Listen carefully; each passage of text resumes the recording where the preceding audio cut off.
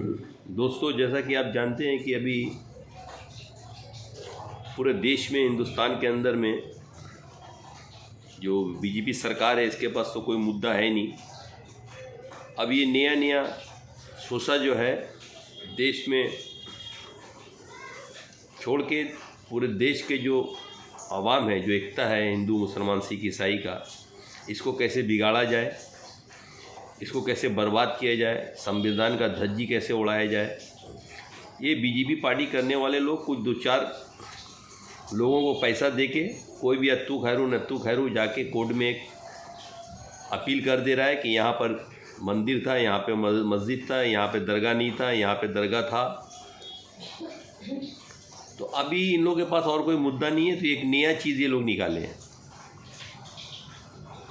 तो ये सारे हिंदुस्तान में जितने भी लोग देश से प्रेम करते हैं, देश का रिस्पेक्ट करते हैं और देश में जो संविधान बनाया गया उसका रिस्पेक्ट करते हैं, तो इस सबों को एकजुट होके ये आवाज़ उठाना चाहिए कि किसी भी धर्म का हो, जो 1947 के बाद जो एक कानून बना कि 1947 के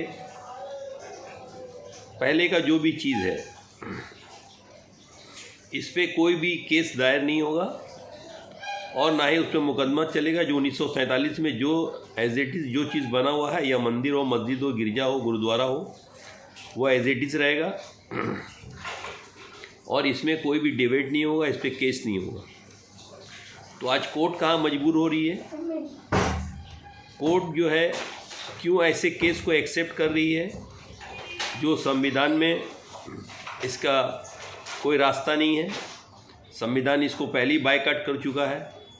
तो फिर ऐसा केस कोर्ट में भी क्यों लिया जा रहा है, ये कोर्ट को भी समझना पड़ेगा। और इसके लिए जो हुकूमत है हिंदुस्तान की, ये कोर्ट के जो जितने भी जज हैं, हाई कोर्ट के हो या सुप्रीम कोर्ट के हो, चीफ ऑफ जस्टिस, इन लोग से बैठ के मीटिंग करना चाहिए। इन लोग को बोलना चाहिए कि जो संविधान में है और 1947 से पहले जो भी ढांचा, जो भी मज़हब का है, उसको कोई नुकसान नहीं पहुंचाया जाएगा, ये कानून बना हुआ है। तो फिर इसमें कोर्ट भी ये केस कैसे एक्सेप्ट कर रही है, कोर्ट को भी सोचना चाहिए, देखना चाहिए।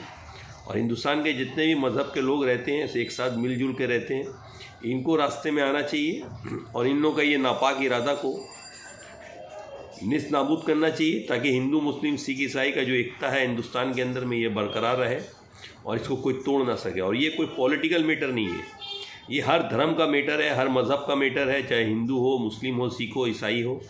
आज आप अजमेर शरीफ के ऊपर बोल रहे कि वहाँ पहले ये था।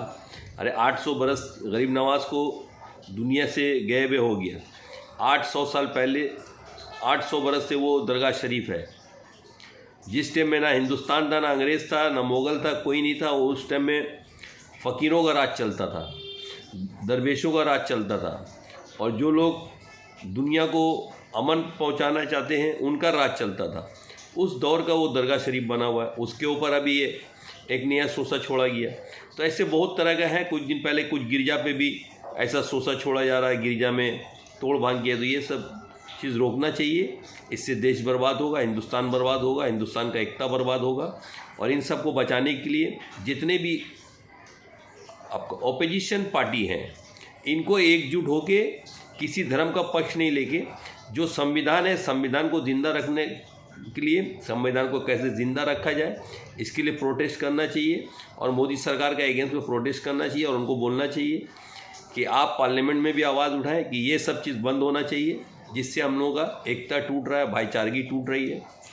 इसको बचाने के लिए आज हिंदुस्तान के जितने भी ऑपोजिशन पार्टीज़ हैं, इन सब को आना चाहिए और बिना झंडा का आप देश बचाने का काम कीजिए।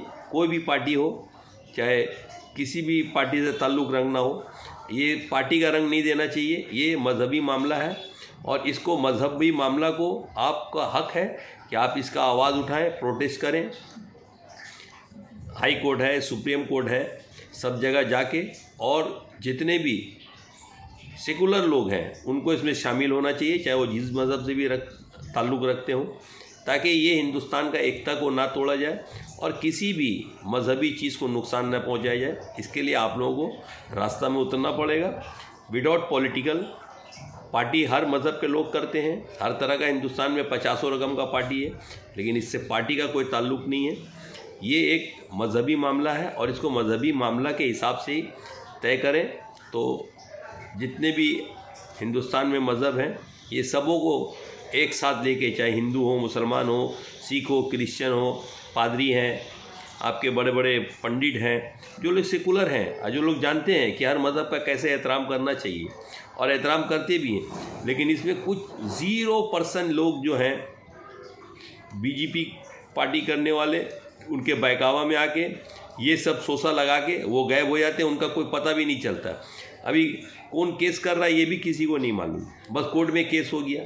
और कोर्ट में भी अभी कुछ लोग ऐसे हैं जो समझ नहीं रहे हैं कि ये मामला कहाँ जाएगा, हिंदुस्तान इससे टूटेगा, एकता टूटेगा, वो केस को एक्सेप्ट कर ले रहे हैं। अरे आप 47 के बाद जो भी केस है उसको अब एक्सेप्ट कीजिए, जो केस एक्सेप्ट होने वाला है अब उसको एक्सेप्ट कीजिए, कोई इतराज़ नहीं है। कोर्ट का बात सब मानता है, कोर्ट का सब रिस्पेक्ट करता है और करना भी चाहिए।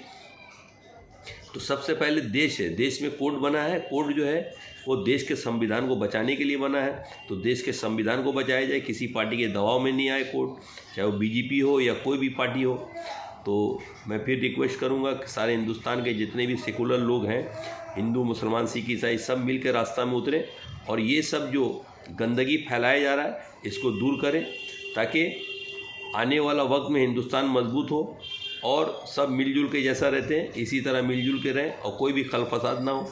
ऐसी बेकारी बढ़ा हुआ है, लोग परेशान हैं, लोगों के पास काम नहीं है, रोज़ी नहीं है, रोटी नहीं है, लोग को भटकाया जा रहा है, उनको दूसरी ट्रैक पे ले जाया जा रहा है, हिंदू मुस्लिम सिख ईसाई करके असल मुद्दा से उनको हटाया जा रहा है। तो ये सबको समझना पड़ेगा जितने भी लोग हैं, ताकि आने वाला वक्त में देश में बेकारी दूर हो, जो नौजवान नौकरी नहीं है उनको नौकरी हो, और ये सब चक्कर में नहीं पड़ के जैसे सब मिलजुल के रहते हैं उसी तरह मिलजुल के रहें।